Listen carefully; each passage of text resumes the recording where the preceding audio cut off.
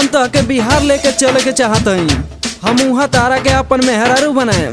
छोड़ दा चौधरी के। चौधरी सुगम कम जमींदार जी, करो कार्रवाई कुछ थानेदार जी। चौधरी सुगम कम जमींदार जी, करो कार्रवाई कुछ थानेदार जी। तेरा बिन लगा कद प्यार हो गया, तेरा बिन लगा कद प्यार हो गया। भैया लेके बहू ने, बिहारी लेके बहू ने फरार हो गया।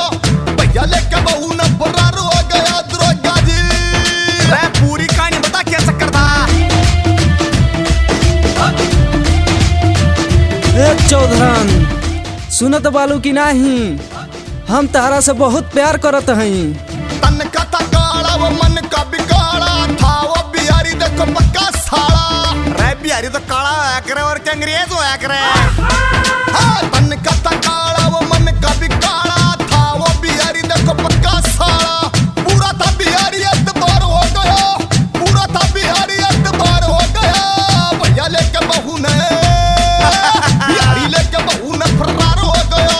बिहारी लेके बहू ने फरार हो गया। साहब जी हाँ वो बिहारी बहुत गंदा जी, काम करा ना चंगा जी।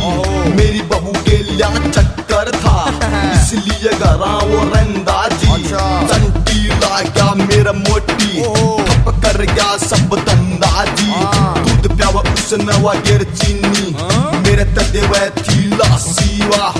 लिकड़ी बहू बैंड की दीनी, वो मने जमिल जस मारूंगा, ये रख गणेर मारूंगा। हमार बन जा तू मेहरारू, हमने के हो जल्दी दोनों जना फरारू। मैं